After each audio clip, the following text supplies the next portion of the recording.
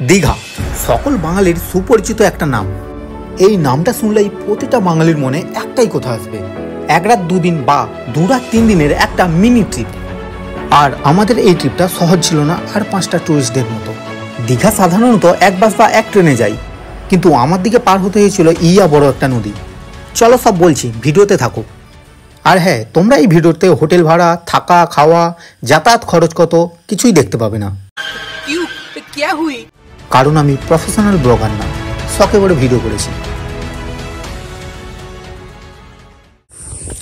Hello, বাঙালির 12 মাসে যেমন 13 পার্বণটা কমন ব্যাপার, তেমনি বাঙালি বছরে 2 বার দীঘা যাবে এটাও কমন ব্যাপার।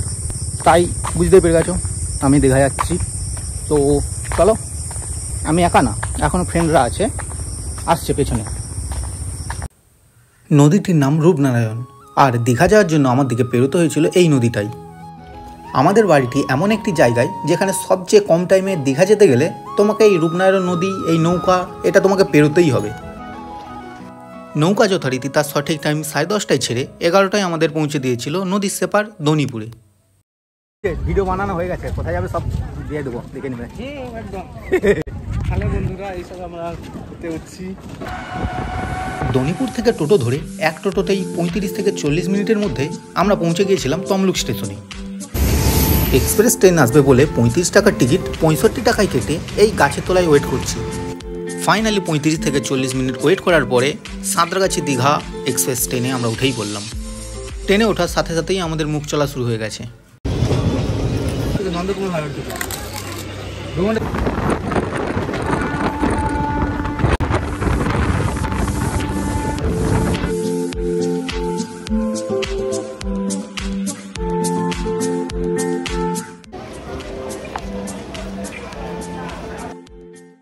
তো guys, finally we are coming Digha. ঘড়িতে তখন দুপুর 2টো, আর আমরা এসে পৌঁছালাম দীঘা স্টেশন। স্টেশন থেকেই দেখা যাচ্ছে জগন্নাথ দেবের মন্দির। ট্রেন থেকে নেমেই দর্শন হয়ে গেল আমাদের জগন্নাথ দেবের মন্দিরের। দেখতে কিন্তু দারুণ লাগছে। চলো, ওপাশে নো এন্ট্রি।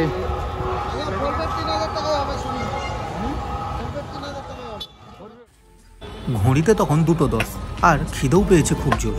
তাই হোটেলে ঢোকার আগে 1 প্লেট করে বিরিয়ানি নিয়ে নিলাম। চলো, ফাইনালি আমরা হোটেল সান ইন 2তে এসে গেছি। এবার একটু ফ্রেশ হব। একটু ফ্রেশ হয়ে দুপুরে যে বিরিয়ানি এনেছিলাম সেটাকে খেয়ে বিকেল হতেই আমরা চলে গিয়েছিলাম একটু বিচের ধারে।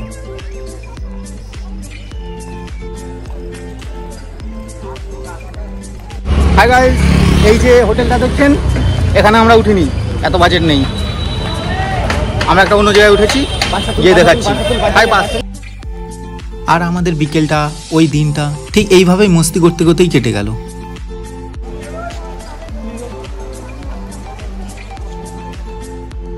আর পরের দিন খুব সকাল সকাল চলে এসেছিলাম সমুদ্রের ধারে। বিচে বসে বসে ফুরফুরে হাওয়া আর এই গরম চা, এ এক আলাদাই অনুভূতি।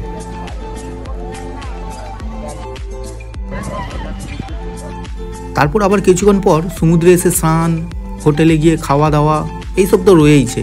এইসব না হয় নাই দেখালাম। তারপরে সন্ধ্যা হতে চলে গিয়েছিলাম দীঘার সেই জগন্নাথ মন্দিরে। বাট ব্যাড লাক, আমাদের এন্ট্রি আমরা করতে পারিনি, কারণ আমাদের জানা ছিল না যে সন্ধ্যের পরে দীঘার জগন্নাথ মন্দিরের প্রবেশপথ বন্ধ হয়ে যায়। So better luck next time. বলে রাখি, তোমরা যারা আসবে বিকেলের মধ্যেই চলে এসো, নাহলে আমাদের মতো প্রবেশ না করেই ফেরত যেতে হবে।